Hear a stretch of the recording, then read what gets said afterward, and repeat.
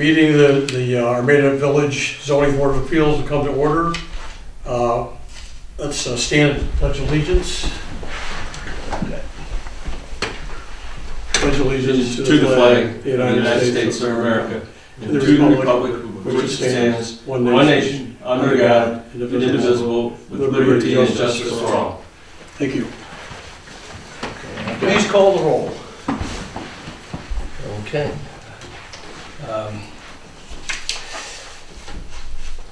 Chair Lemieux. Yeah. Vice Chair St. John. Here. Secretary Belkey. Here. Don De Palma. Here. Christy Patterson will not be here.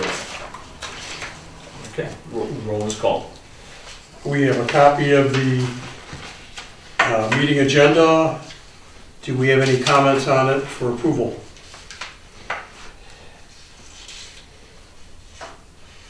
No comments? All those in favor? Aye. Aye. All those opposed? The ayes have it. Okay, and approval of the April 21st, 22nd meeting. And we have the minutes from that. Dennis, if it's okay with you, I'm gonna, you had kind of made the motion. I'm gonna say that I seconded that motion on the agenda. Okay. Just to approve it.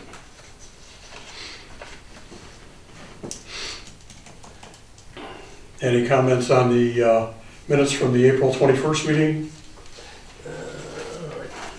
Any discussion? All those in favor? I'm just looking.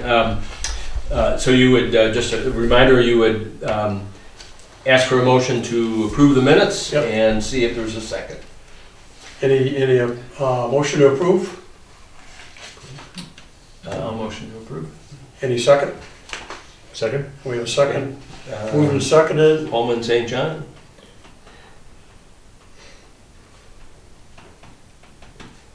Okay. And then any further discussion?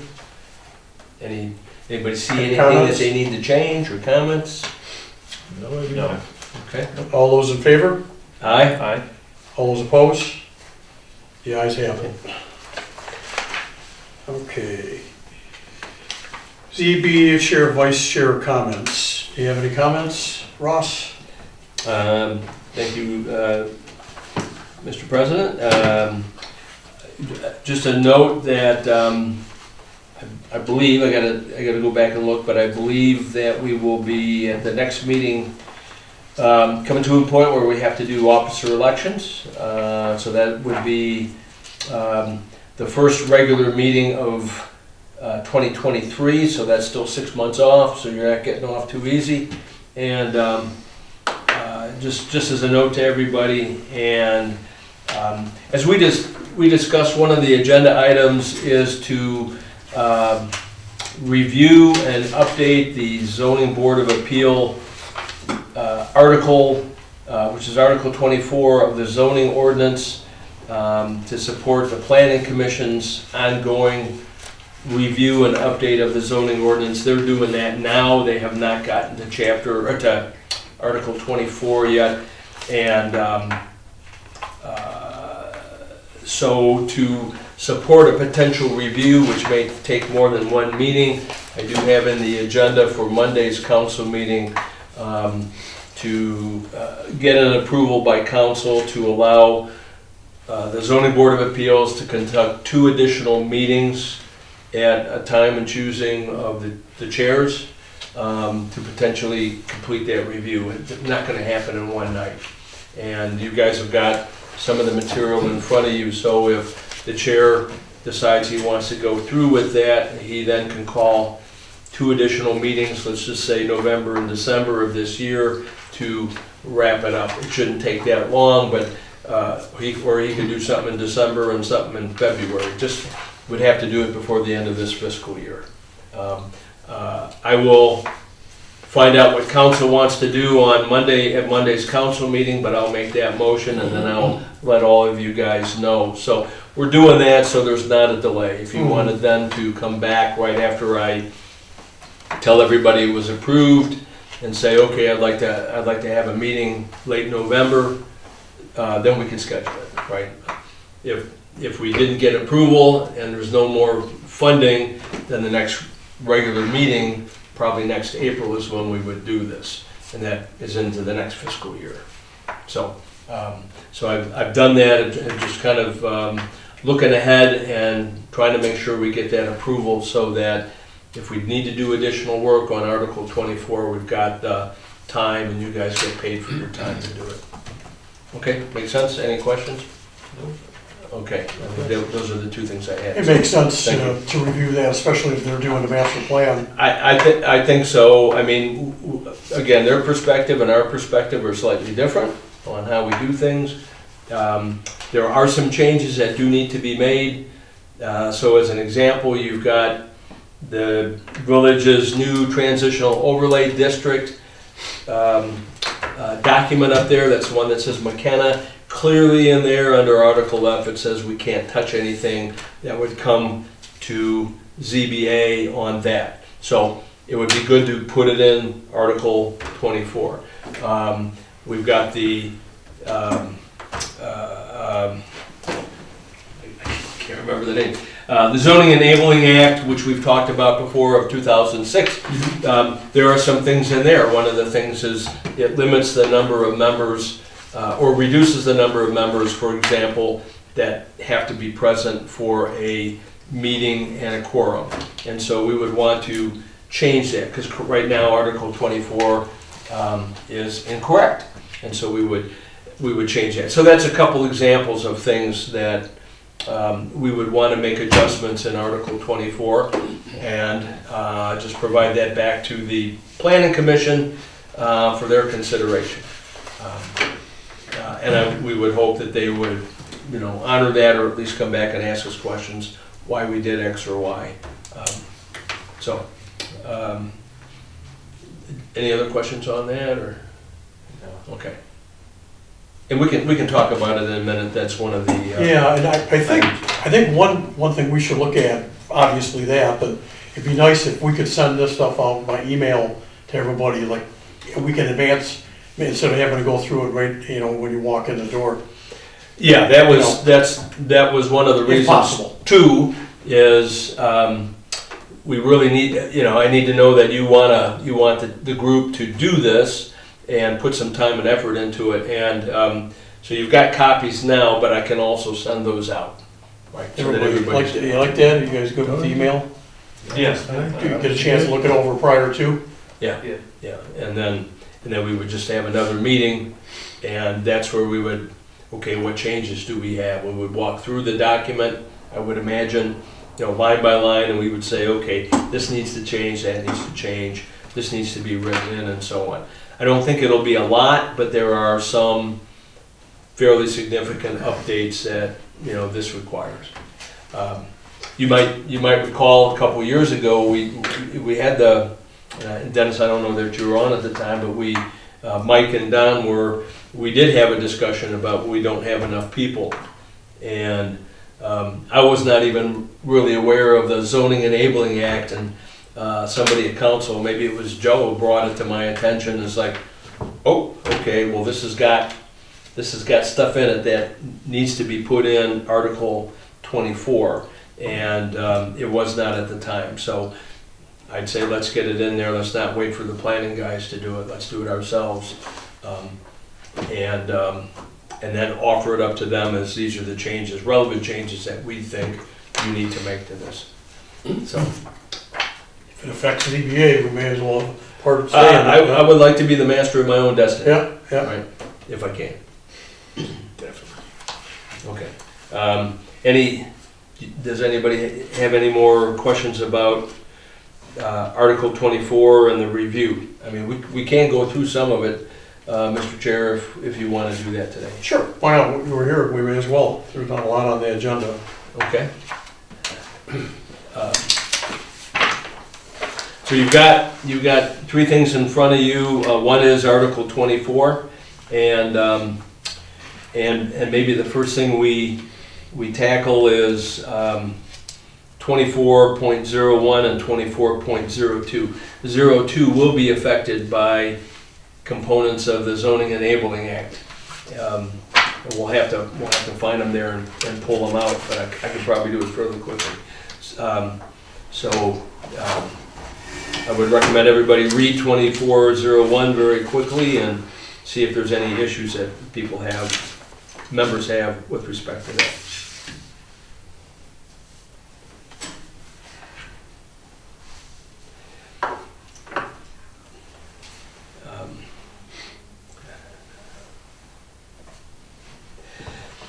So here's a clear example.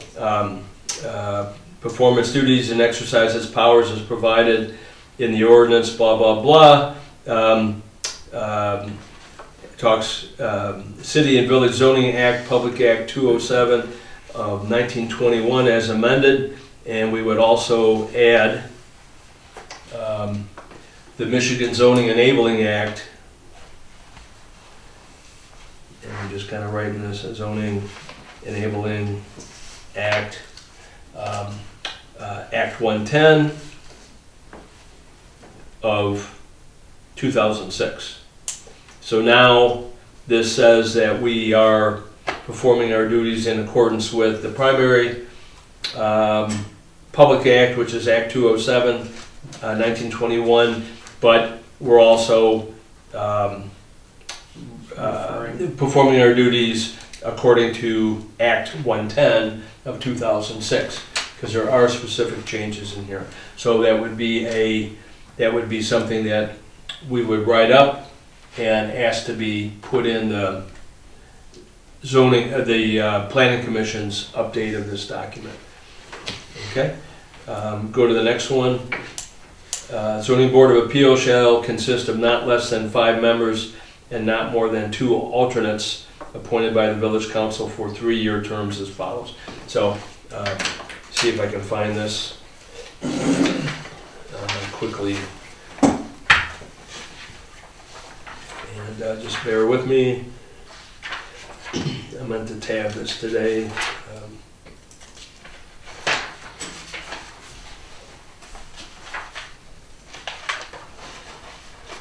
Somebody may beat me to it. There's a component in here that talks Zoning Board of Appeals.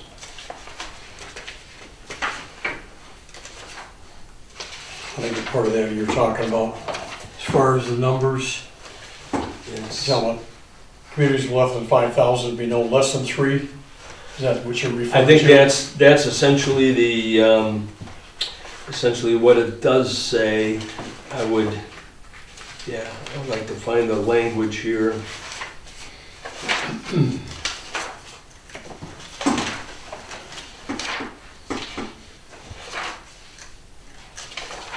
I'll get it. If you look on page 20, so what we would principally looking at for additions are Article 6, which talks to Zoning Board of Appeals. And of course, things that are already done, we don't need to put in the document.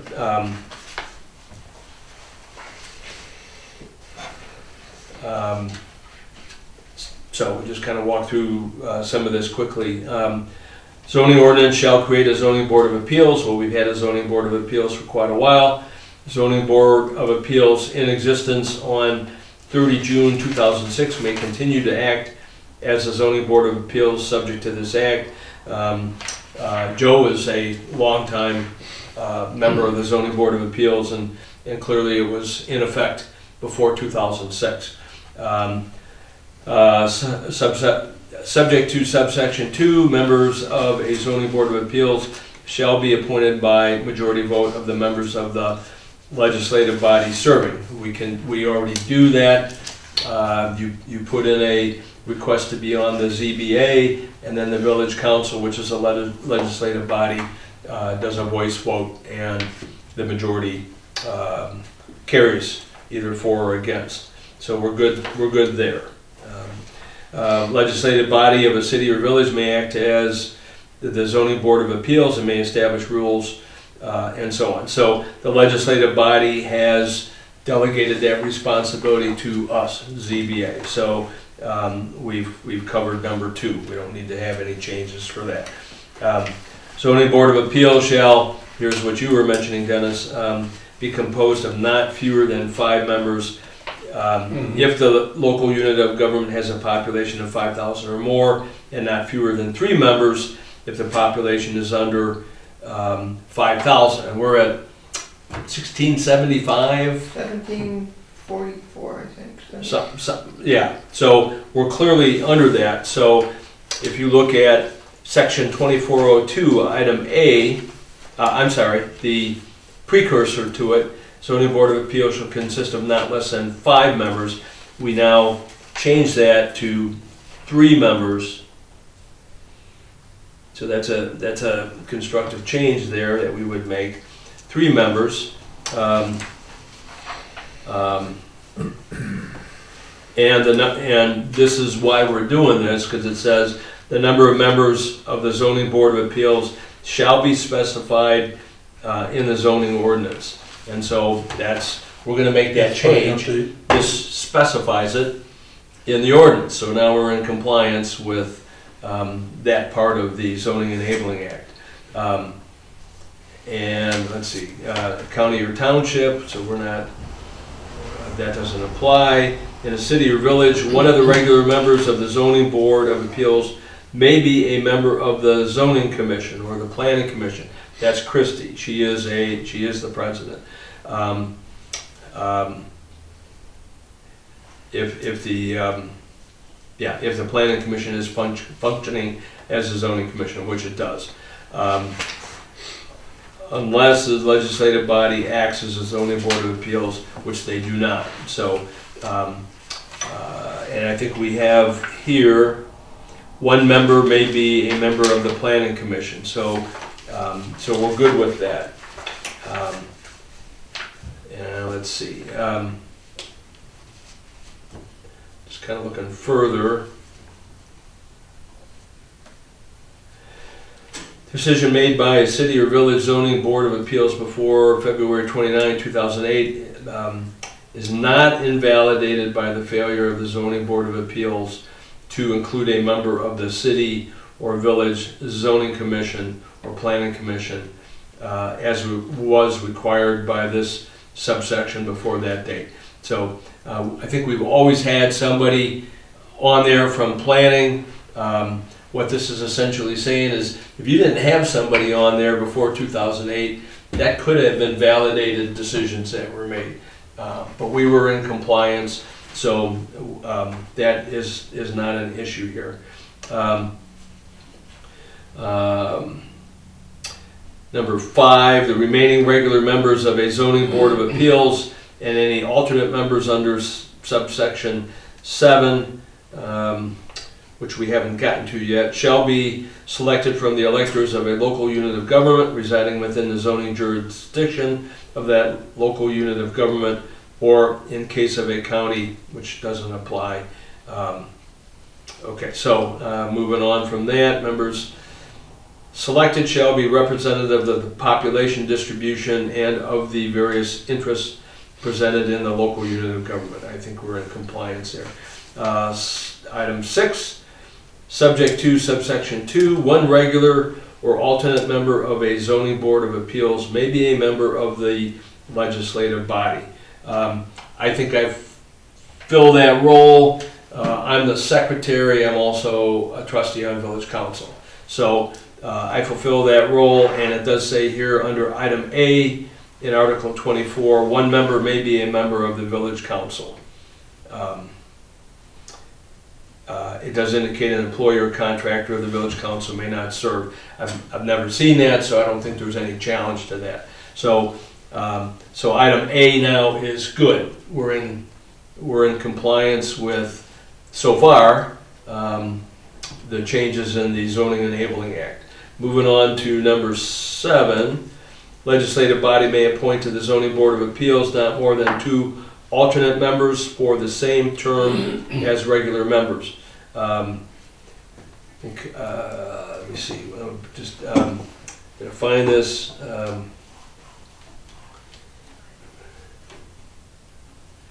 it does indicate here not more than,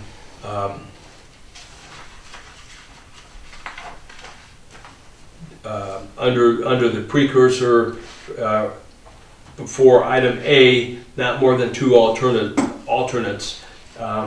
This says not more than 2 alternates, so we're everything links up here. Currently, we don't have any alternates, but we've got the appropriate number listed in the document. And it says an alternate member may be called as specified in the zoning ordinance to serve as a member of the zoning board of appeals in the absence of a regular member if the regular member will be unable to attend one or more meetings. Alternate member may also be called to serve as a member for the purpose of reaching a decision on a case in which a member has abstained for reasons of conflict of the purpose of reaching a decision in the case for reasons of conflict of interest. The alternate member appointed shall serve in the case until a final decision is made. An alternate member serving on the zoning board of appeals has the same voting rights as a regular member. We may want to consider adding that. Let's take a quick look at section 2403, called on a rotating basis, called to serve in the place of a board member with the same voting rights. Okay. They've already got it in there. So it appears that this links up. I will take a close look at that just to be sure. Let me just put a note here, 2403. Let me go on to number 8. And I want to try to get through this first section just as an example of what we're trying to do here. And then, Mr. Chair, you can decide if you want to keep us going on this or if you want to move on to alternate items on the agenda.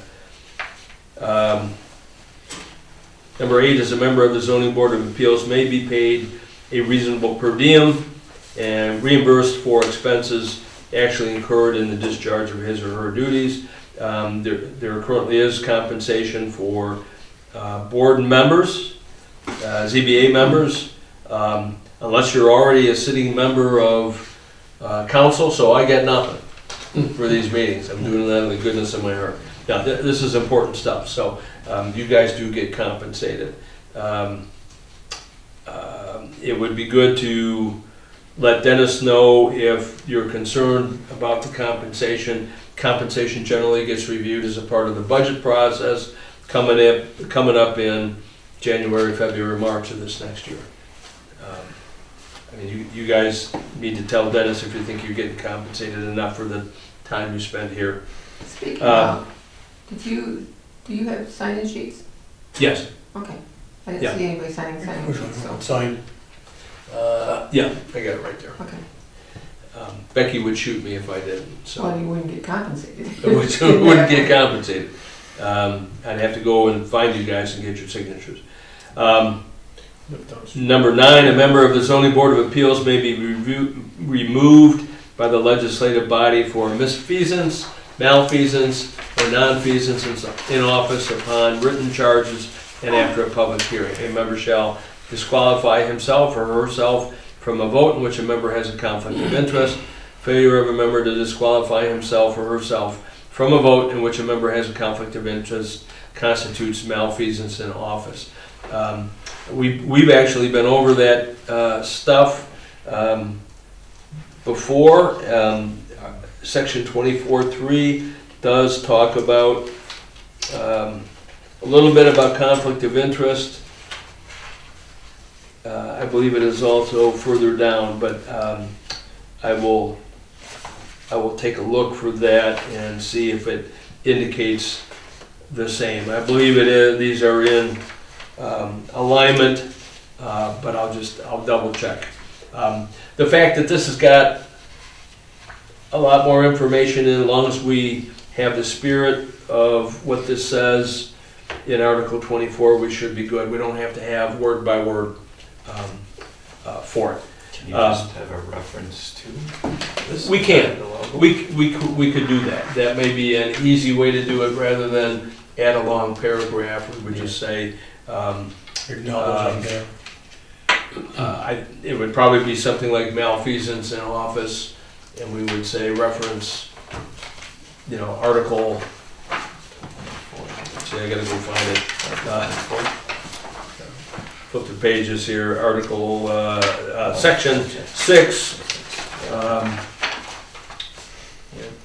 gotta find it. Section 6, 125.3601, paragraph, I think it was 10 or something, or 9, paragraph 9. So we could do that if we wanted the full weight of this to be in there. Do we? I would think we want to. I mean, it's. I would say it would be extremely important that this group make sure they have no conflicts of interest in any of the cases. I'm trying to remember that in your time. I'm trying to remember my time. Since I've been involved since 2018, we had 3 cases in one day, and that's the last time we've had any appeals. I didn't abstain from anything. I don't think anybody else did. You guys were brand new. Dennis wasn't a part of it at the time. Christie, I don't think was a part of it. So, can you think of any time where board members in the past, when Paul Shoemaker was president, or where they abstained? We had a member who wanted to abstain to almost everything. Well, I can't vote, he's my neighbor. That does not constitute Yeah. abstaining from a vote. Yeah. The primary one to abstain for is if you have a financial interest in that case. Mm-hmm. You Yeah. know. Predominantly a financial or some material interest. The fact that in the case that Joe's talking about, that somebody's a neighbor, and it's a tough decision to make because it's your neighbor and he may not like you after it. That's not a reason not to vote. You really have to, and your position on the board requires you to take an objective, ethical, moral position on the case before you, and then go mend fences with your neighbor afterwards, right? If you do something that they're not going to particularly like. But that's why you're here, is because somebody has to make these decisions based upon the facts and not the friendships, or because you've got a financial interest. If you've got a financial interest or something, everybody else is going to vote, but you can abstain because you have a personal interest in voting perhaps one way or another. So it may not be a bad idea to put that whole paragraph in here and just cite it. D kind of addresses that. Malfeasance in office, including failure of members with a conflict of interest to abstain from deliberation or voting on the matter. D, 2402D, Yeah, that's a good. it is addressed in there. So we want to change the language or add to it? It kind of paraphrases what this says, but this would be where you guys would say, no, we want the full weight of what the. Yes, because sometimes paraphrasing leaves room for. Well, it does, and so if you feel strongly, and I don't have an objection to it, we could cite that after paragraph D and say members will comply with section 6, such and such and so and so. Would you recommend that?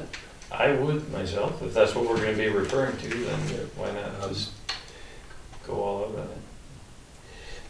I think one of the, just as a note, once all this is done and we get these additions in there, I will write it up and then I will provide the updates to you guys to come back and say yay or nay, or do we need to modify.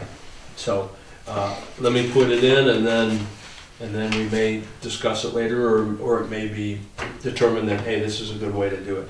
And I was just thinking too, at the tail end of the zoning ordinance, and I don't have the whole zoning ordinance here, the tail end, there is one paragraph that talks about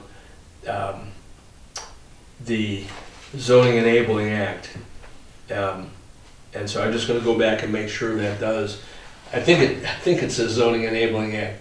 It may say all other future changes, in which case we would put Zoning Enabling Act of 2006 in there, so that, But I guess I say, on the other end of that is, I suppose we have to be careful and not assume that it's great and it could tie our hands too.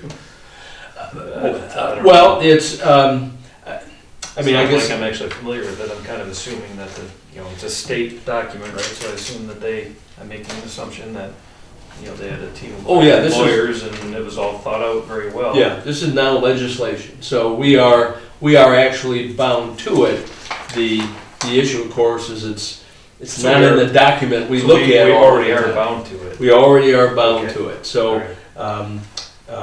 Then the why not? question becomes, do we want to lift this exactly verbatim and put it in here, or is there sufficient information here? I kind of like your approach to that one, so that we stay above the ethical The fray. actual And, paragraph right here at the very beginning, right? yeah, well, I would just say refer to section 6, and then, item number 9, so on, so on, so on, Mhm. item number 9, which really lays out the consequence of having a conflict. What's in the zoning ordinance does, but it doesn't put the gravity of it in there, right? So I'm gonna refer to, I won't write it in, but I'll say in accordance with, that's probably a better way to do it.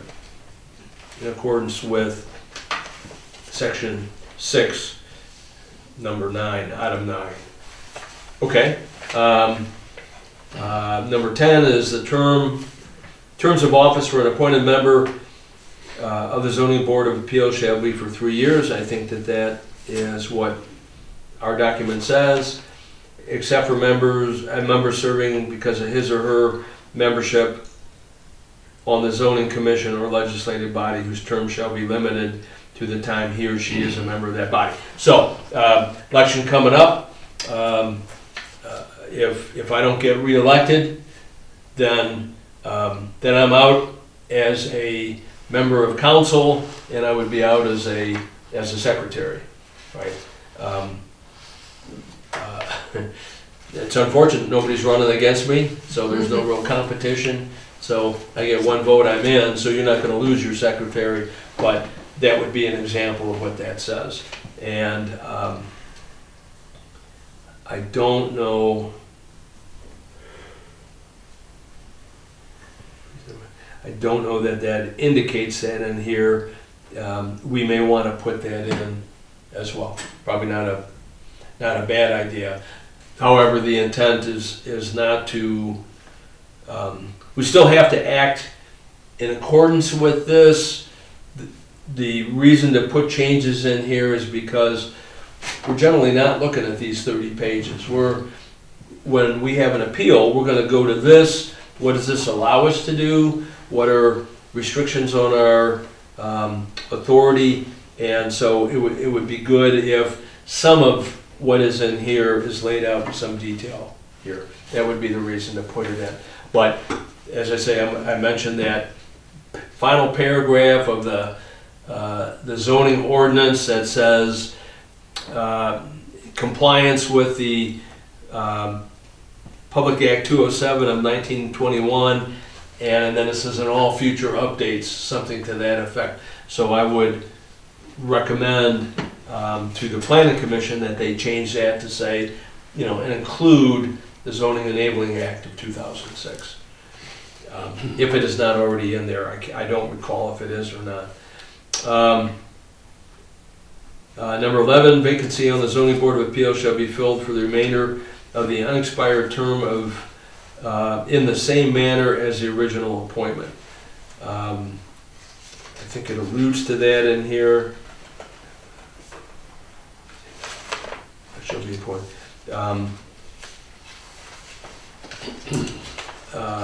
Zoning Board of Appeals shall not conduct business unless a majority of the regular members of the Zoning Board of Appeals are present, in other words, a quorum. I don't think it has that here, so we may want to put in a quorum statement. Council generally knows what a quorum, what constitutes a quorum, but may not be a bad idea to have it here.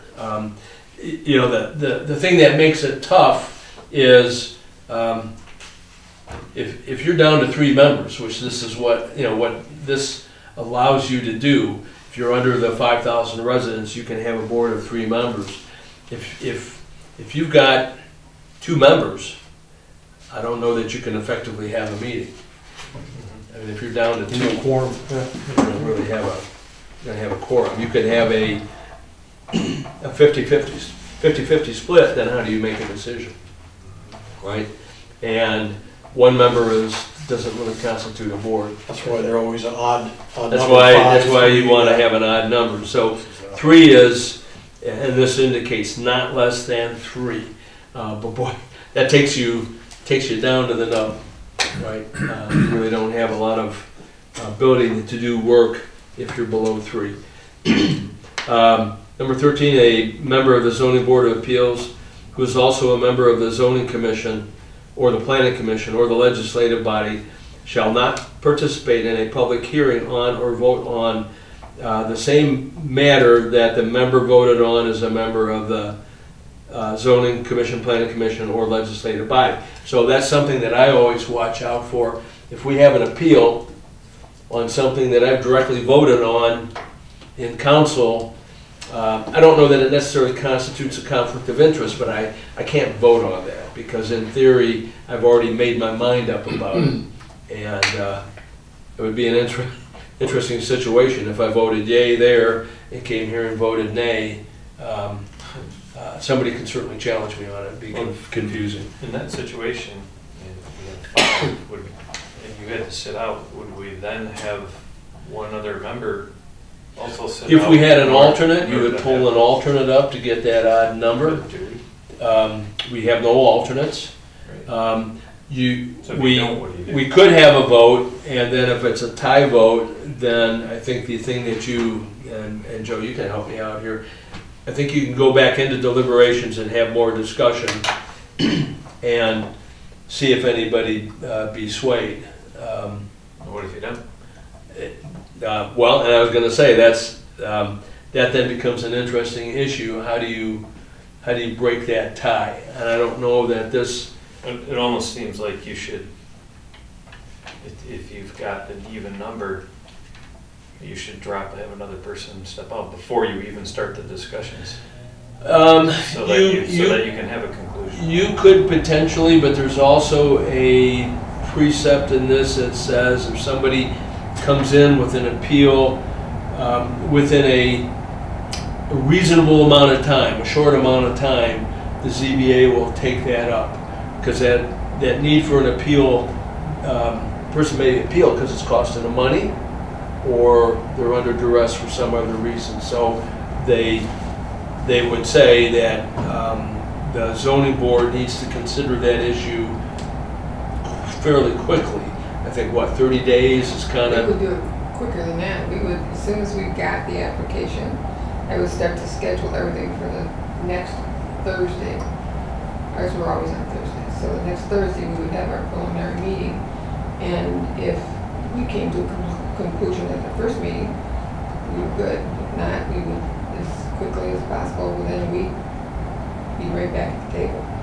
So because Ross is correct, it's either costing somebody a lot of money or other issues that need to be resolved quickly.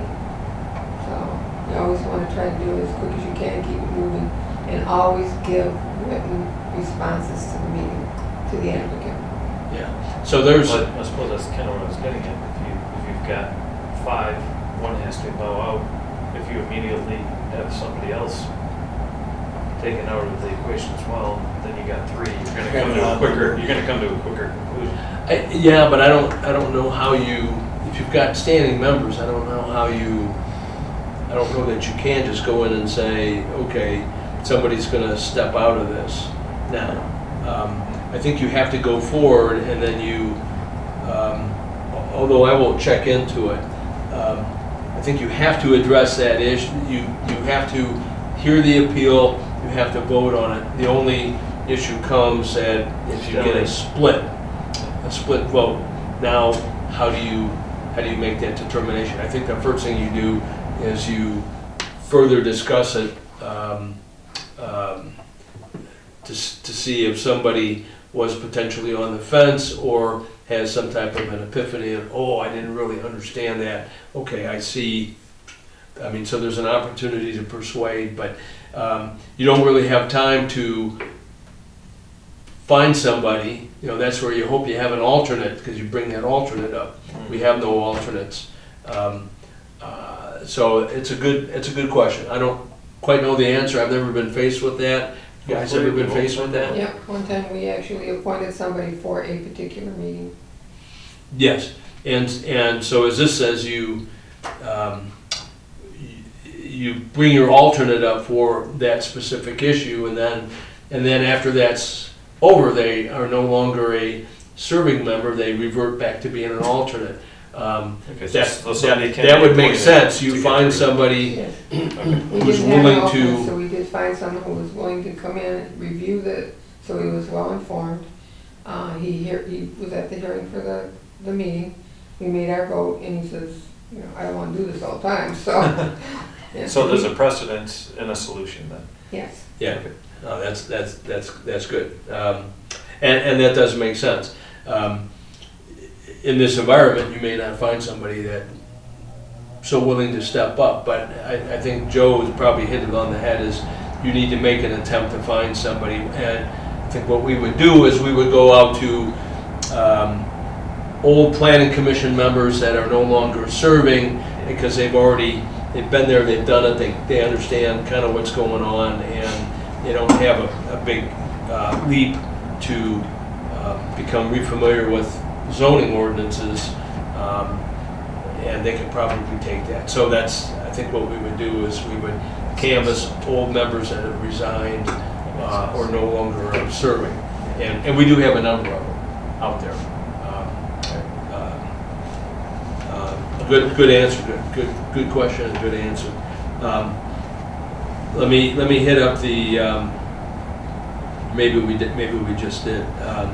Just say hit up number 13 as the last one, and then see if you want to move on or we can keep going through this. I would almost recommend that we let you guys take a look at. I think how many? Let's see. There's a couple more pages to look at for Article 6, and that maybe be prepared to discuss at the next meeting, so that Ross is not stumbling through all of this stuff. You guys have got a sense of it. But number 13 is, shall not, so we did just discuss that. So just to finish that, so yes, if there was something that I voted on as a council member and it then came to planning, zoning, I could not vote on it. But it does say here that I could consider and vote on other unrelated matters involving the same property in this case. They're talking property, but or somebody who's brought up, let's say they bring in 2 or 3 different issues, and one issue is something that I voted on, I have to abstain from that, but I can vote on the others. Okay, so that takes us through the first part. Again, this goes through page 21 and 22, and a little bit on page 23. So that's what the group here would need to review is 125.3602 on to the end of this section. Those are the things that we would consider for changes in section 24. And I'm sure probably most of it does not apply to us, but there may be some things we would want to put in there. So Dennis, do you want to do it that way, or you want me to keep moving on? All right, if you guys feel like going on, we probably want to take another 10, 15 minutes. We should. I could go to a certain You guys point and okay? stop, or No, wouldn't mind blowing through it. okay. All right, looking at 125.3602, meetings, call of the chairperson, oaths, attendance of witnesses, record of proceeding. So it indicates section 602, meetings of the zoning board of appeals shall be held at the call of the chairperson and at other times as the zoning board of appeals in its rules of procedures may specify. Let me just continue for a second. The chairperson, or in his or her absence, the acting chairperson, so Mike, that would be you, may administer oaths and compel the attendance of witnesses. Okay, and I believe in here, in Article 24, it does indicate, I believe, that you can compel people to come forward and provide information. Again, I think you guys know, this is a semi-judicial activity here. You're actually holding a quasi-mobile court. Yes. So that's where compelling witnesses to come forth and testify. Now, obviously, that may require a break in a consideration of some appeal to get that witness in here. I would suspect that we would have to get Jeff involved, the village attorney, potentially, to order that person to show up. I don't think we've ever done Never that. have, no. Yeah, I think that's fairly extreme. I doubt we're going to wind up doing it, but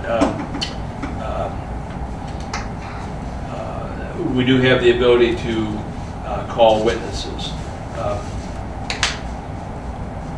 And right now, with respective meetings, again, council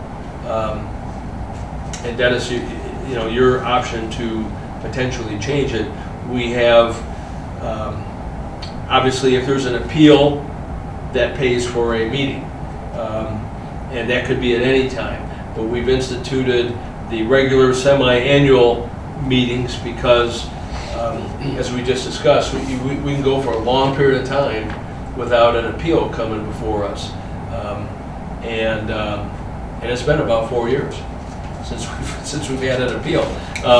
But these are important positions. We want to keep the wheels of the ZBA greased up, and so we instituted the semi-annual meeting just to get everybody together to talk about some of these things so that we're ready.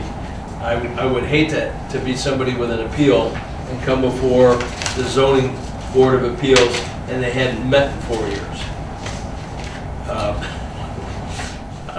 I'd be concerned about, you know, getting you know, my full request for justice, right? So Dennis, I mean, you may decide you want to go quarterly if semi-annual is not enough. But another example is after Monday, given council's approval of the money for 2 more meetings this fiscal year, you have that ability to call them if we, you know, to go through the rewrite of this and discuss it in more detail. Okay, item number 2, the zoning board of appeals shall maintain a record of its proceedings, which shall be filed in the office of the clerk of the legislative body. We do our minutes, the minutes are put online. You're always beneficial to attend the budget workshops to make sure that your money gets in the budget. Otherwise it gets... Coming up in January and February, isn't it? Yeah. Budget workshop? Yeah. Yeah, I mean, and actually, that's a great point. That would be a good opportunity for you to just show up to council and say, hey, I want to continue this, it's important, or I want to make a change. Right. And I know council always appreciates hearing from the chair of a group that, you know, has to make some of these administrative functions in the village happen, and so I would recommend it. And I can inform you when that's going to happen, when we go over the general budget preparation component.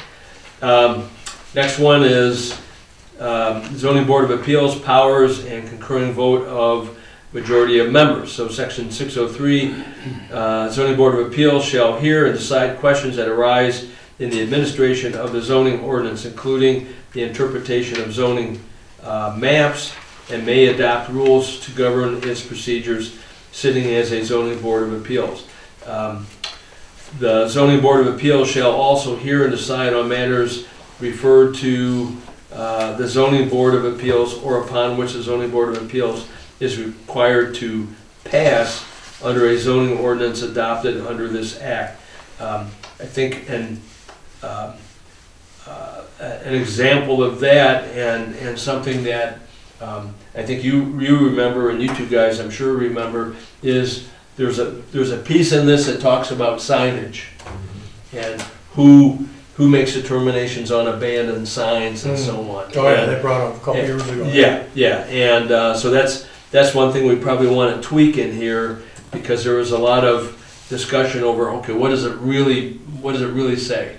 And I think what we decided was with that is that the code enforcer makes a determination whether it's abandoned, and once they determine it's abandoned, then we're able to do something with respect to it. And that's kind of how we proceeded with the signage. And so that would be an example of what I just read there. It shall, so to go on further, it shall hear and decide appeals from and review any administrative order, requirement, decision, or determination made by an administrative official or body charged with the enforcement of a zoning ordinance adopted under this act. For special land use and plan unit development decisions, an appeal may be taken to the Zoning Board of Appeals only if provided for in the zoning ordinance. One of the things that we're, I think, prohibited from doing in the zoning ordinance is we don't really have a say in special approval land uses. We're kind of out of that. So that's essentially what this says. The transitional overlay district, just take a quick look at it, find item F here, and that's probably all we need to know about the transitional overlay. Item F says the Zoning Board of Appeals shall not have the authority to alter this zoning ordinance or zoning map. So, which is interesting now, because as I reread it, doesn't say we can't make decisions on it. It just says we can't alter the ordinance, The map. or the zoning map, Yeah. which identifies where that district is. And right now that district is, if you think of where Boley Electric and John Patrick's building is, and some of that stuff over there, I think it may reach to Wyatt Automotive, I'm not quite sure. The Planning Commission should be updating the zoning ordinance to include in our planning map now the transitional overlay district, and it's not currently illustrated on that map. So that should be one of their changes. So that's a good question. I will ask if our interpretation is that that we can decide appeals based upon that. We just can't alter the what the ordinance tells us or the map itself. So that's a great question. So I will ask it. Just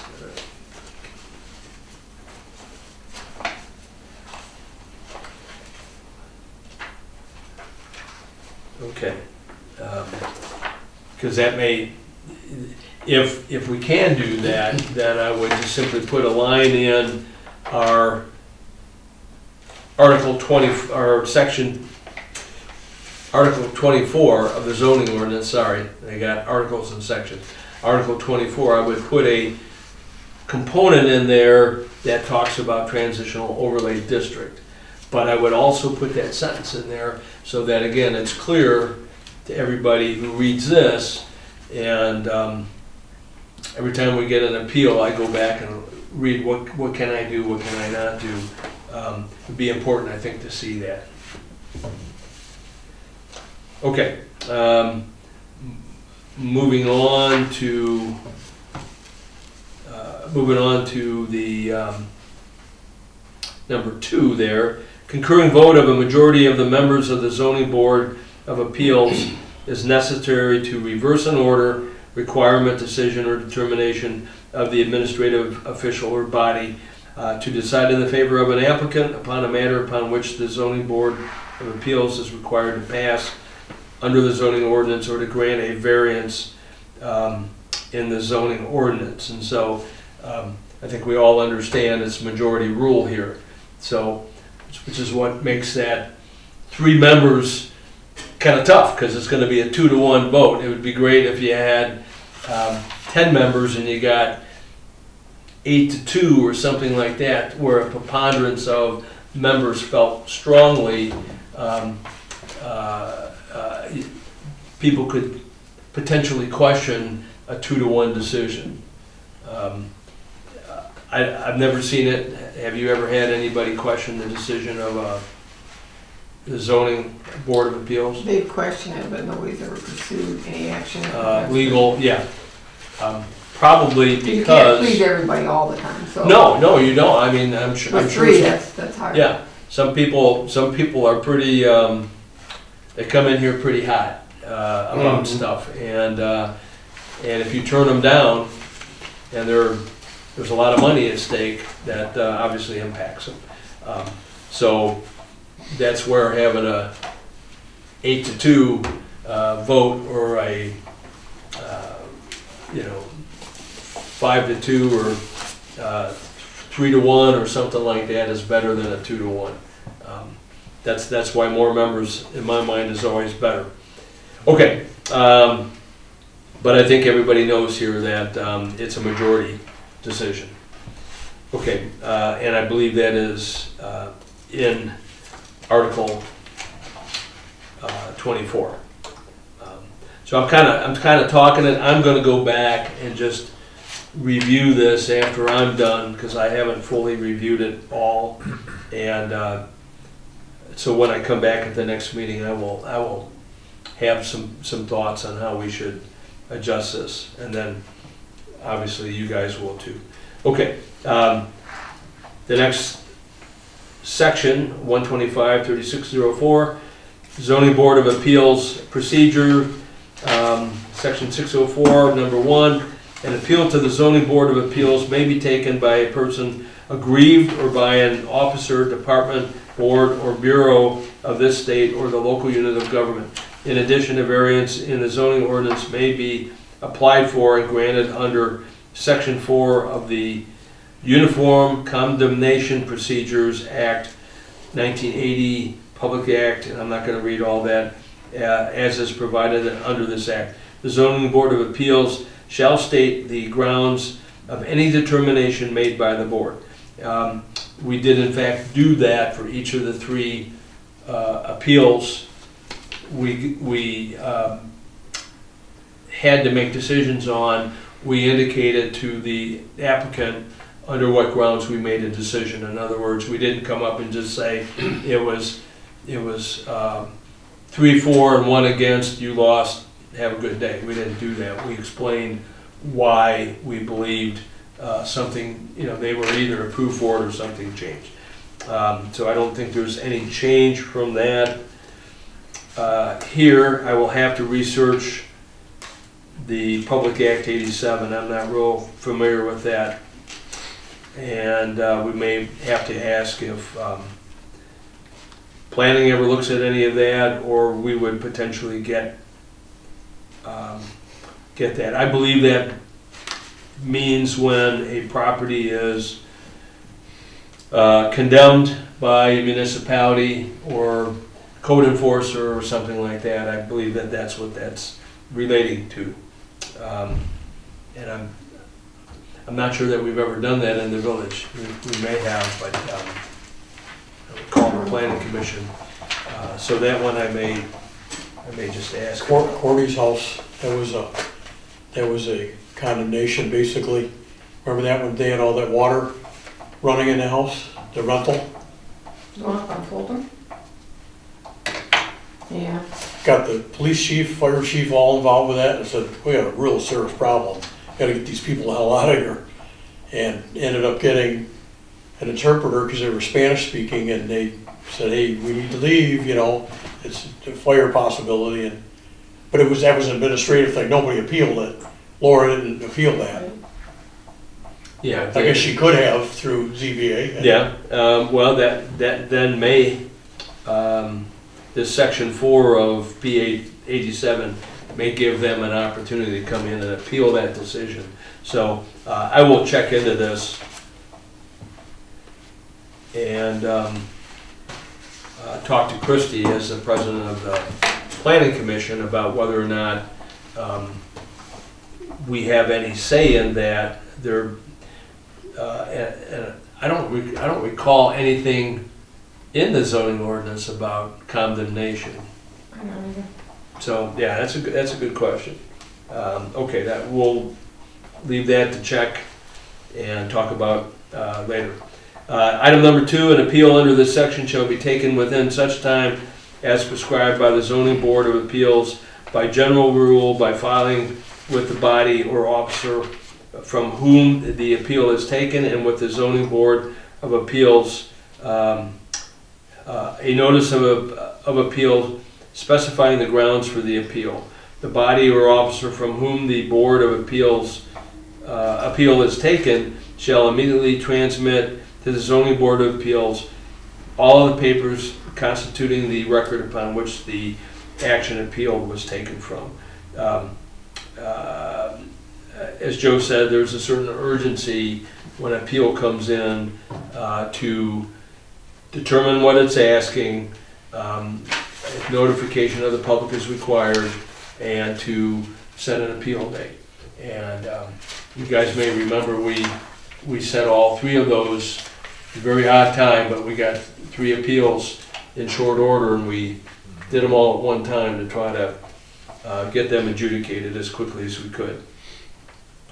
An appeal to the zoning board of appeals stays all proceedings in furtherance of the action appealed.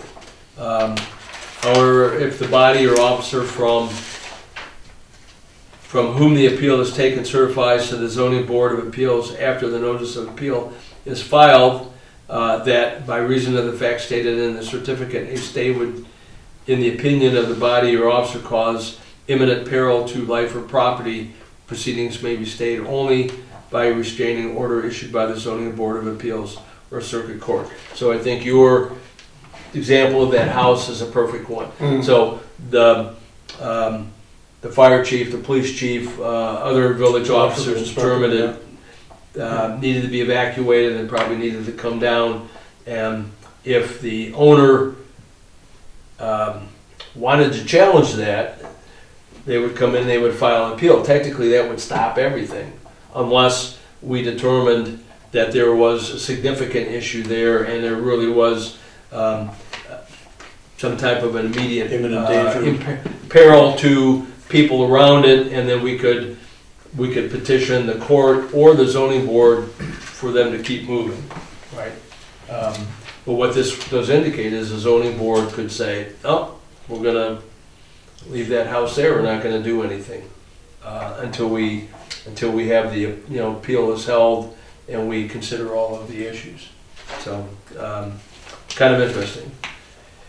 Number 4, following receipt of a written request for a variance, the zoning board of appeals shall fix a reasonable time for the hearing of the request and give notice as provided in section 103.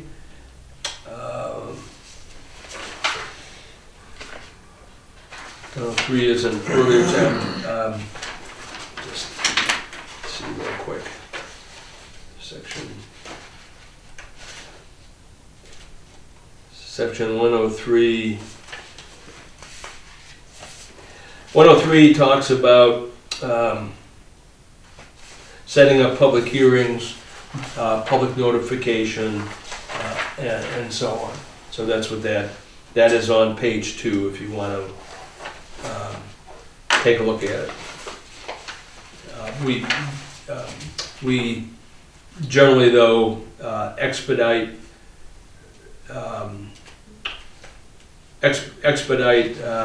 establishing a date and time for a hearing of the appeal. Number 5, if the Zoning Board of Appeals receives a written request seeking an interpretation of the zoning ordinance or an appeal of an administrative decision, the Zoning Board of Appeals shall conduct a public hearing on the request. We did that back in 2018 for one of them. Notice shall be given as required under section 103. However, if the request does not involve a specific parcel of property, notice need only be published as provided in section 103, para 1, and given to the person making the request as provided in section 103, 3, para 3. At a hearing under subsection 5, a party may appear personally or by agent or attorney. The Zoning Board of Appeals may reverse or affirm wholly or partially or modify the order, requirement, decision, or determination, and may issue or direct the issuance of a permit. If there are practical, number 7 is if there are practical difficulties for non-use variances as provided in subsection 8, or unnecessary hardship for use variances as provided in subsection 9 in the way of carrying out the strict letter of the zoning ordinance, the Zoning Board of Appeals may grant a variance in accordance with this section so that the spirit of the zoning ordinance is observed, public safety secured, and substantial justice done. The ordinance shall establish procedures for the review and standards for approval of all types of variances. The Zoning Board of Appeals may impose conditions as otherwise allowed under this act. You know, as I read some of this, it does get fairly complicated. It may be wise to just attach to the back of Article 24 that we consider reviewing this document, or we add this component, the appropriate components, because not everything fits to us as they talk townships and cities and so on, townships and counties. But that stuff that really applies to us, that we have to consider that in addition to the abbreviated version, which is really Article 24. Now it's possible, as I say, just because I have to sit down and look at both of these together and try to make sure that I see some of the items that are noted here in the various sections of Article 24. But if not, we could simply add it at the tail end and like a reference. And just as a reference. Similar to the line, and I wish I had it with me, at the end of the zoning ordinance that says, if something is not in here, it does not mean that we don't have to comply with other documents, this being one of them. And so it is in the back of the zoning ordinance. We could say, well, that it's there, and so just because it's not in the zoning ordinance doesn't mean we can ignore it. But as I say, I would like kind of a standalone document, because I don't know about you guys, but other than the facts of the case and what I've got to find in various sections of the zoning ordinance, I'm not gonna peruse the whole zoning This ordinance. is a lot. It's all 250 pages. I'm gonna look at the specific issue Mhm. and what applies. It's an administrative order, there's a section that talks that, it's a fence issue, I'm gonna go to the fence issue, right? And so, I would recommend we do put a notation in the back that, we consider everything here, because this is obviously what we're looking at, to see what we can do and can't do and how to proceed, but put up a backup notice about this, is that if we didn't specifically put it in here, or we missed something, this is still applicable. And then what that would do is, as you get ready for an appeal, you're gonna go through this, okay, what are we able to do with this particular case? Oh, I gotta go back and reference this document as well. I think that's probably a prudent thing. So I'm just gonna put a note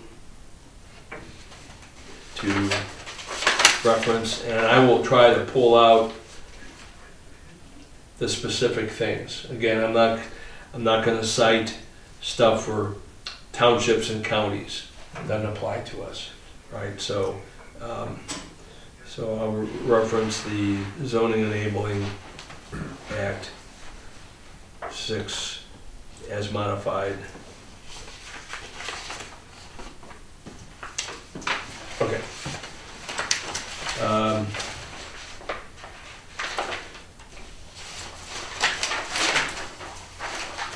Let's see.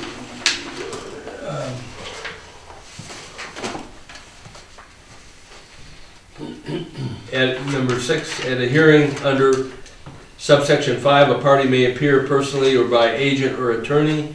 The zoning board of appeals may reverse or affirm wholly or partially or modify the order, requirement, decision, or determination, and may issue or direct the issuance of a permit.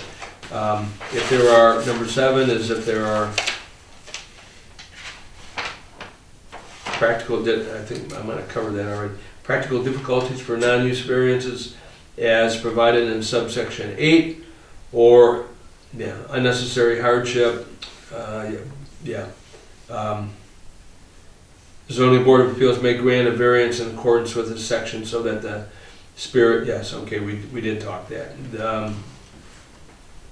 No, so on to number 8. The Zoning Board of Appeals of all local units of government shall have the authority to grant non-use variances related to the construction, structural changes, or alteration of buildings or structures related to dimensional requirements of the zoning ordinance, or to any other non-use related standard in the ordinance. Again, hardship or difficulty of the applicant, they need to prove that before we would do it. Number 9, the authority to grant variances from uses of land is limited to the following: cities and villages. B doesn't apply. C doesn't apply. Uses of land is limited. The authority to grant variances from uses of land is limited to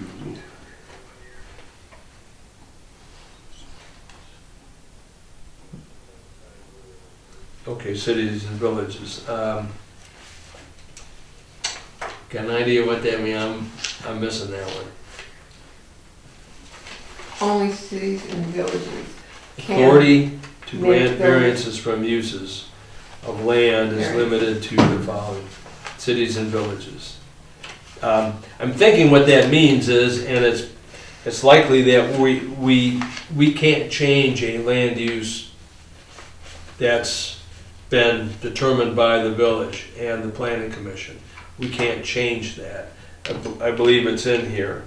And reason I say that is because you read down here under townships, and it's and they're talking about use variance or variances from uses of land. So I think what that means is the village has established its zoning map.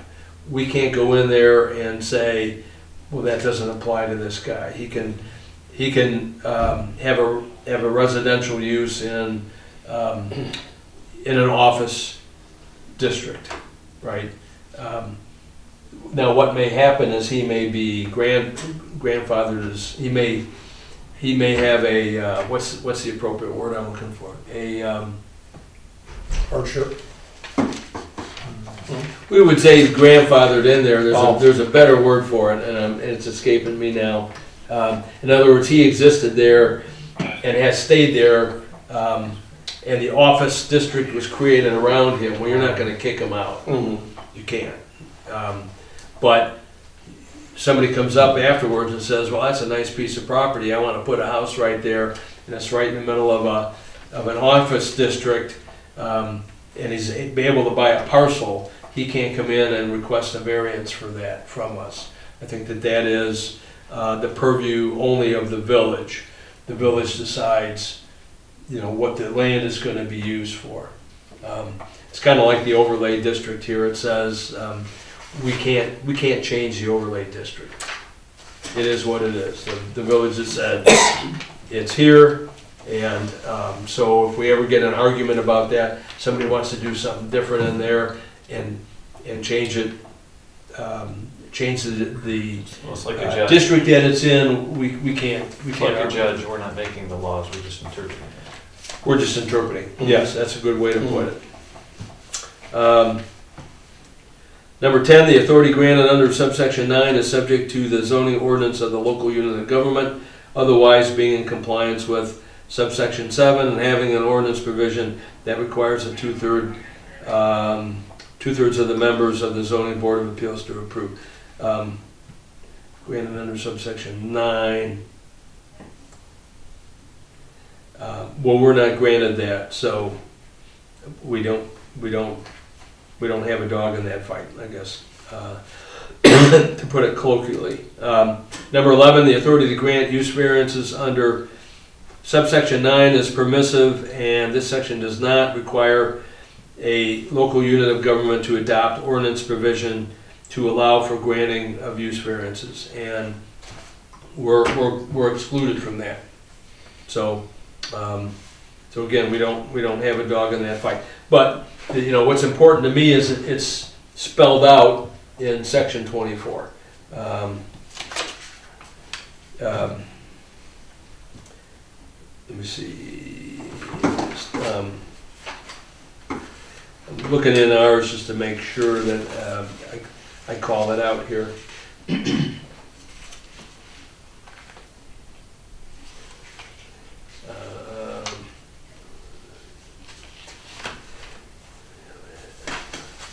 There's somewhere in here where it says we do not have the authority.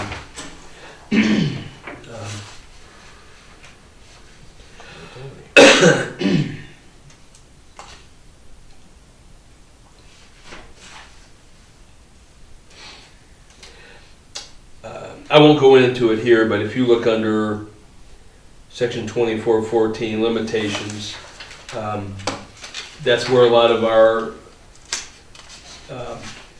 that's where all of our limitations are listed. That's where I would put that item F on the transitional overlay district. And it's not jumping out at me here, but I was looking for that restriction that we have. Under D, the board shall not consider appeals of any decisions by the planning or village council. Special approval uses, Class A, yes, that's it. Non-conforming designations or plan developments as defined in this ordinance. So, yeah, so that's a perfect place for that item F on the transitional overlay district. And so I would just write it, take it from there and write it verbatim in here. I thought there was something else in here too, and but I'm not seeing it. It may just be D, Dennis, that you brought out.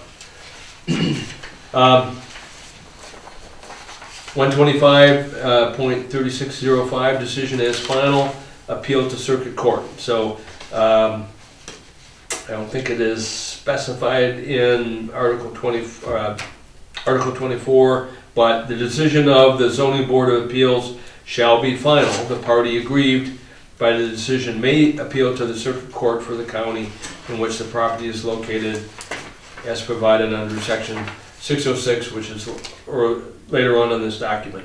But we did talk about a couple minutes ago. Our decision's really final, but in most judicial actions, there's an opportunity to appeal. I guess you could appeal it all the way up to the Supreme Court. Here it says you go to the circuit court, and they will make a final determination whether we properly made the decision or not. Circuit court review and duties, we may not need to specifically put that in Article 24, because it just talks about what the circuit court's going to do with anything that we come up with. 125.3607, I'm sorry, so that earlier section would just be included, you know, at the end of the Article 24, we will put a reference to Zoning Enabling Act 2006.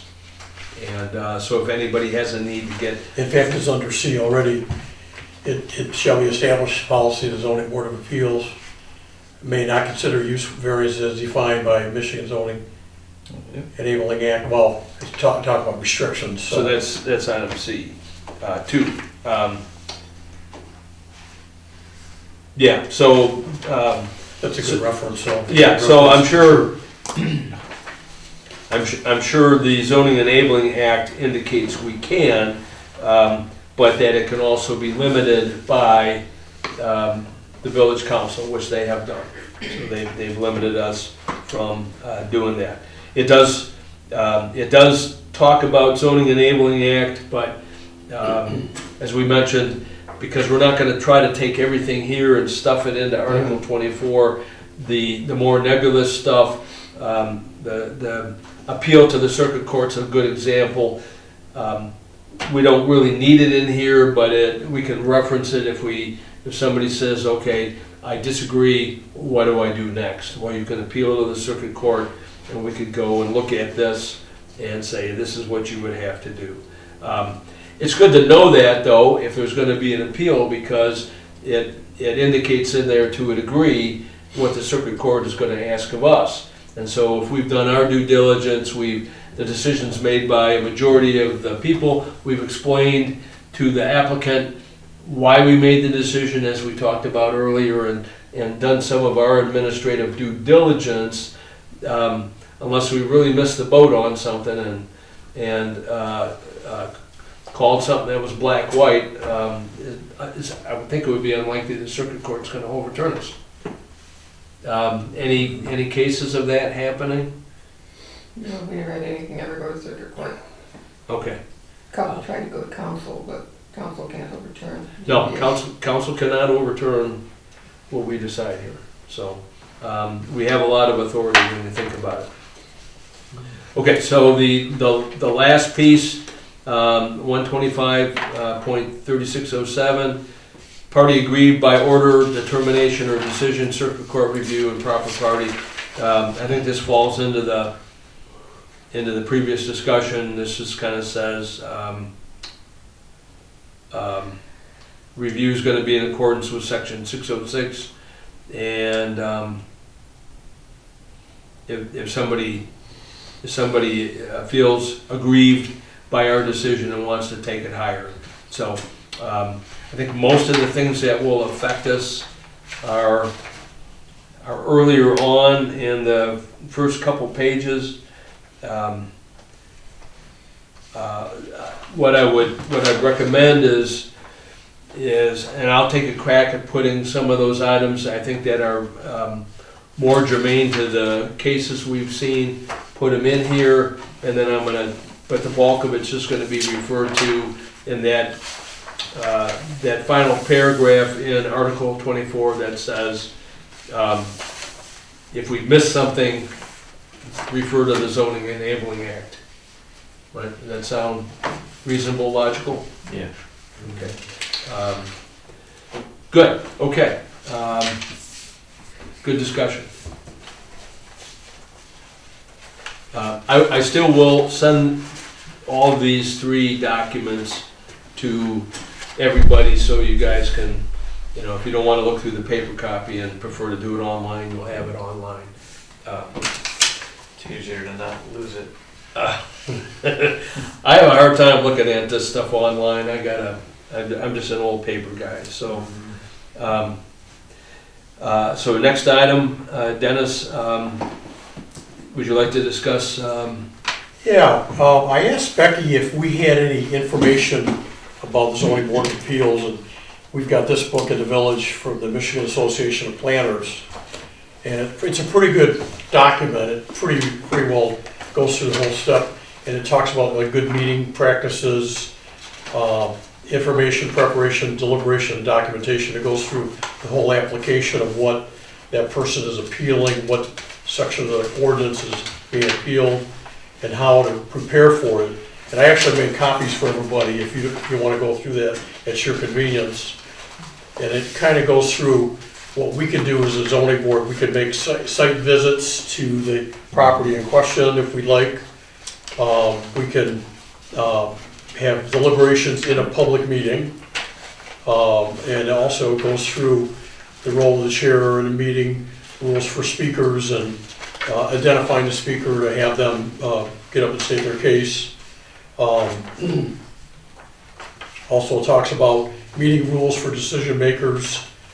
So as you want, if you want to read this document, it might help. And if you want anything more, this book is in the village office, so it's a pretty good reference by the planning. And talk about documentation too of our decisions. Yeah, I would just tell you guys when we did that set of appeals, and again, you guys, I really have to compliment these 2 guys because they were brand new. We knew it was coming. We did a couple sessions in advance and kind of walked through, not that book, because I don't think we had it at the time, but we walked through kind of what the ZBA does and what some of the rules and requirements were. And frankly, I was sweating some bullets. I wanted to make sure I had everything kind of locked down and control that meeting, because people will get passionate. And I think you guys remember, all the chairs were full. And some people brought supporters and... what was it, variance for? Well, there were 3 of them. I'm trying to remember what the heck they were now. And but we had 3 different appeals. And One was for the old vet building, When was it it? took a while. the old Krause building, there's something, somebody wanted to put a business in there. Yeah, Susie's Bed and Biscuit, is that the Yeah, one? yeah, something like that. Look at the man. Another one, somebody wanted to, Don't throw have anything that away. with their porch, Yeah, right, steps, had something to do with steps, yeah. leading up, I think you And then brought on the solution. On the corner. Oh, they wanted to bring them out on the public walk? No, the 3rd one that we had was the business owner on the corner. Oh, yeah. Yeah, the flag thing, right? Right. Was it- Yeah. Oh, There's something out on the. Oh. Out front, Yeah. I remember. Yeah. the flappy flag up on the... yeah. Yeah. Yeah, it was pretty specific. You can't do that. Yeah. Right. But I think one thing I suggest you continue to do is the pamphlets that we do. Gives you everything about that meeting, Mhm. right from the copy of the application, the dates that it's published, any photos, any site Facts. reviews that you had, any notes from the meeting itself, all gets in that, right down to the determination and order issued. So all that goes to the applicant as well. So right down to the 300-foot range of notification, everything. Yeah. So that's When someone says, well, you didn't do this, you didn't that, it's all in the packet, Yeah. everything. So, Yeah, Yeah, that- preparation for those is a bit, it's kind of Time-consuming. extensive, Yeah. and, but that helps you have a good controlled meeting, and, yeah, the person that had that building was not happy, right, and, Well, it makes it easy for us, having that packet makes it pretty Yeah. easy. So, Yeah, pretty straightforward once you. well, and Dennis's point was good too, you know, I highly encourage going and looking at it. If you don't go look at whatever the property and what you know, try to envision the issue and so on, and you really shoot yourself in the foot. It's hard to make a good decision without putting eyeballs on it. oh, and actually even photos are even better, Yeah. so. No, this is good. Dennis, I appreciate this. Which then brings us to general discussion, items for the next semi-annual meeting. But before we talk the next semi-annual meeting, again, I will get out to everybody what the determination from Monday's council was. I don't anticipate a problem with them approving 2 additional meetings. And then it's just a recommendation on my part. I would say have one, so we can either continue talking about Article 24 and modifying, or to wrap it up. And, you know, you give me an idea of what you want to do, and you guys, you know, got a voice too. You can say, now that was good discussion, let's come back with a modified document, let's discuss that, and then, you know, have one final meeting where we lock it in and this is what we want to do. Because there may be, you know, I don't corner the market on all the good ideas. You guys may see You guys something. have any ideas next meeting? Are you good with coming in November? Or do you want to wait till January and skip December because of Christmas? I mean, you can thread the needle between Thanksgiving and Christmas. You can thread the needle because there's a couple weeks there that may be a good opportunity to meet. You could do some stuff. I could probably turn some of this around by mid-November. Well, we can actually send emails out and say, here's where we're at. How does, Yeah. December 1 look, Yeah. or whatever date? Yeah, so we don't, Kind of you know, hold the and board. I think you could easily do it all the way up to the end of the fiscal year, I think. Which is what, Um, March 31st? March 31st. Yeah. Because the next semi-annual meeting, which we'll set a date for, but April. I've tentatively put in here 20 April, which is about 6 months. And so you wouldn't want to do it right before that meeting, I would say. And you'd want to do it in sufficient time to be able to give whatever we're doing with Article 24 to planning. When so do they plan on making their final decision? Are they They've good? got a ways to go yet. Do they? I think. Do you have any? I mean, we can ask Becky. She would know. I think they're getting ready to do signs, which is. You got yours? Find out where signs are in the. In my big thick pile. Signage is like number 13 or 14, and there's 25 or 26 articles. So They they have an gotta, actual ordinance? yeah. See if you can find the signage. Let's see. So we don't have to set for a meeting, we don't have to set a date today for that meeting. We can let that roll a little bit. I would just say if we're gonna do 1 or 2, we just wanna do them before the end of the fiscal year so that the books are cleaned up. I mean, technically, that's all that the money is authorized for, is through the end of the fiscal year. Well, let's, everyone good with kind of shooting for the end of November, early December? Well, like I said, we can call or email you guys and see what your thoughts are at that point. Yeah, after Thanksgiving. Yeah, Anytime's open for me, it's just that work can always get involved. That should be fine. I believe so. okay, so Well, we'll leave and- that open. Okay, Well, and that would probably be the only thing we would talk about at that meeting, right? I mean, unless you wanted to introduce something else, Dennis. But it's about signs, is that what we were? Well, just, that's where the planning commission is on their review. So what article is that? Oh, it is Article 13. Okay.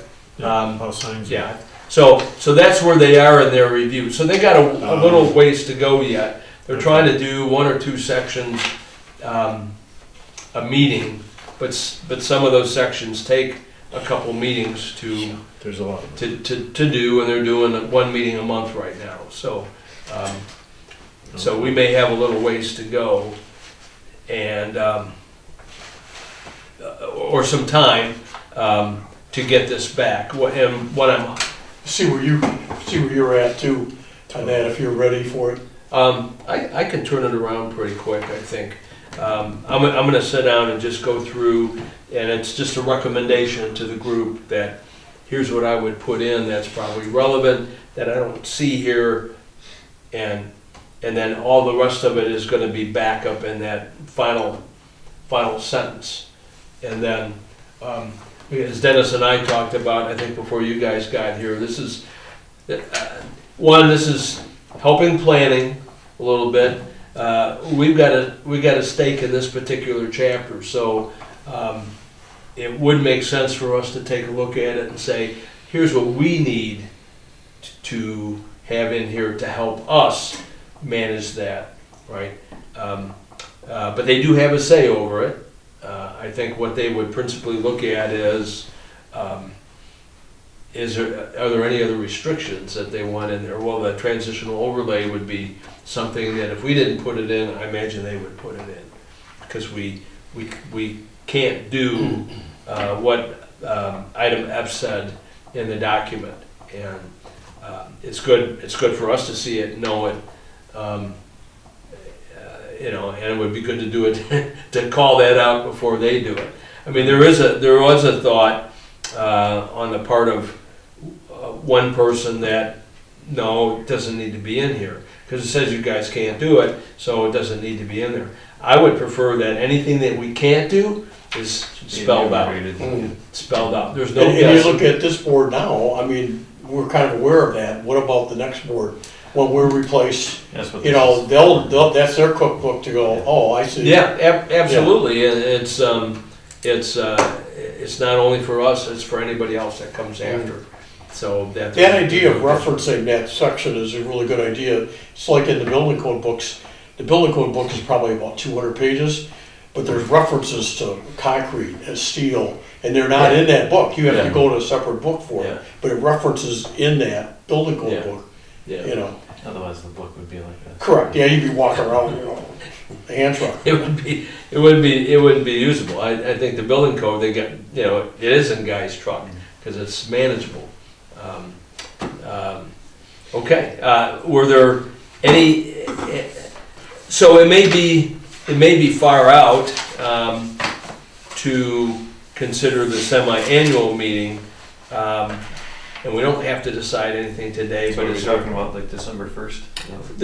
In this case, the next semi-annual meeting would be in the April time frame.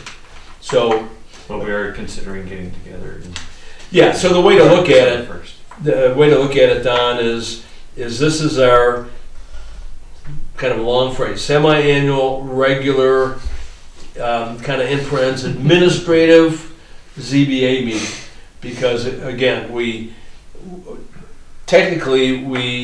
should only meet when there's an appeal. Yeah. But realistically, if this group doesn't get together at least twice a year so that I remember what you look like and I remember what he looks like, and we talk about this a little bit, there's some familiarity with how we do business, when that appeal comes up and we're scrambling, because time is important, we're going to blow something. But right now we're actually discussing administrative issues that we need to get done up front. So and if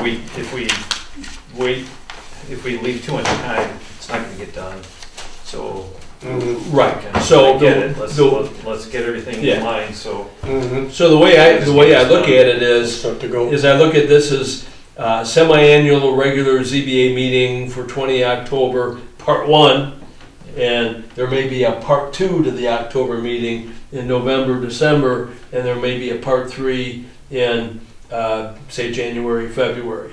And because the village budget only recognizes 2 meetings a year, and there's a potential now that there would be 4 meetings this year, part 1, 2, and 3, and the meeting we had, 6 months ago in April. That's why I'm getting permission from council to authorize the money so we can get together. And we may, the group will determine, Dennis will determine whether we need 1 meeting or 2 more meetings. And those will be within this fiscal year.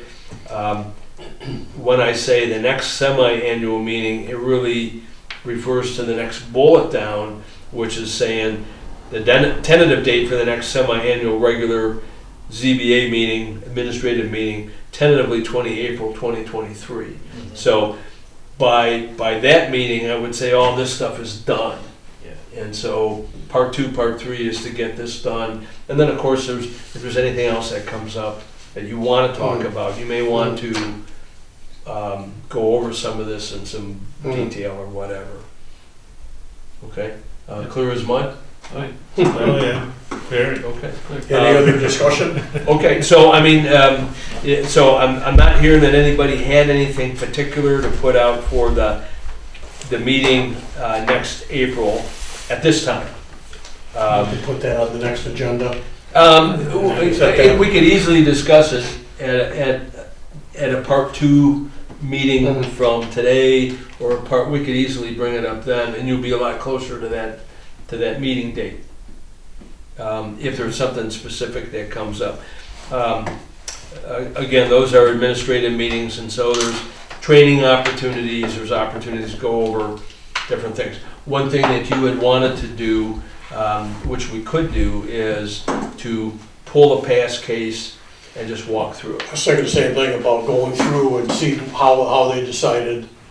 Okay, we could easily pull, I think, some of those 3 cases that we had, or we could pull something. Joe, if you had a particularly interesting case when you were involved with it, you could recommend a case to look at.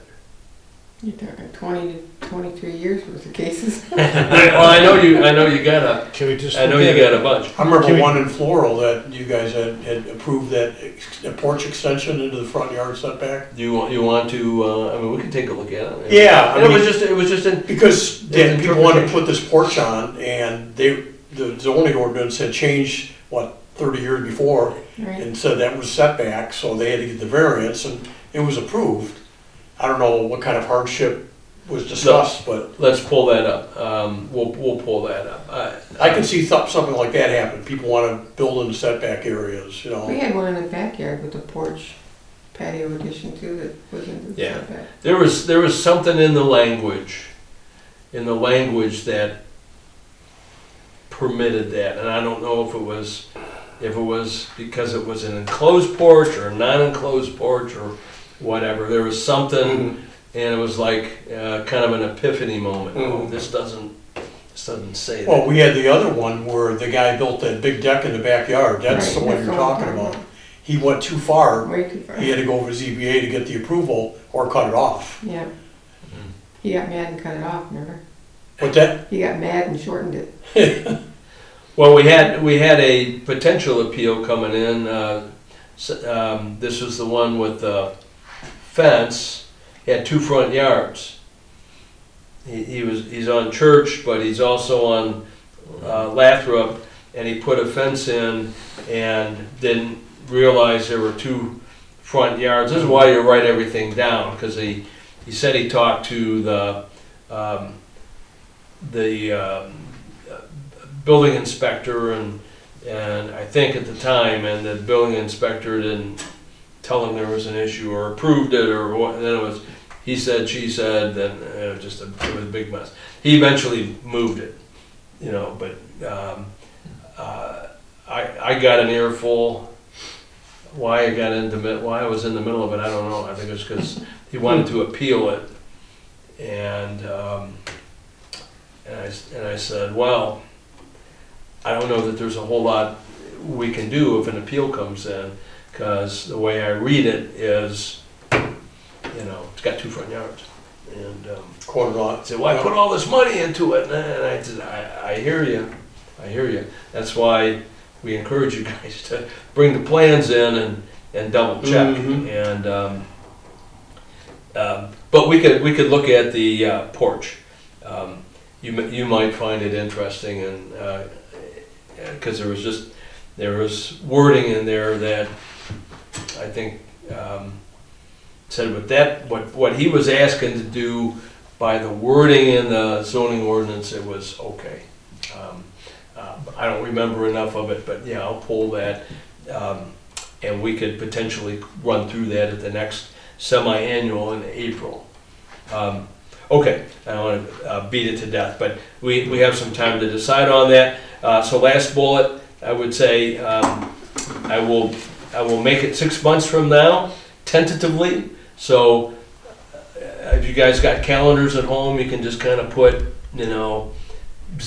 ZBA admin meeting. That's probably a good slang word for what we do. This is an administrative meeting, ZBA admin meeting, April 2023. Subject to change, but that's kind of the, you're going to hear me coming out of the woodwork, asking, hey, meeting's coming up, can you guys be available? Is this a good day? Subject to that, Mr. Chair, I got nothing else. Anybody else have any more comments? We have no citizen comments. Citizens? Anybody want to make a motion to adjourn the meeting? Sure, I'll make a motion to adjourn the meeting. Do we have a second? I'll second. Second. So this is 8:50 at 8:50. I'm Okay. the nosy. All those for? Aye. Aye. All those opposed? 9. Okay, meeting adjourned.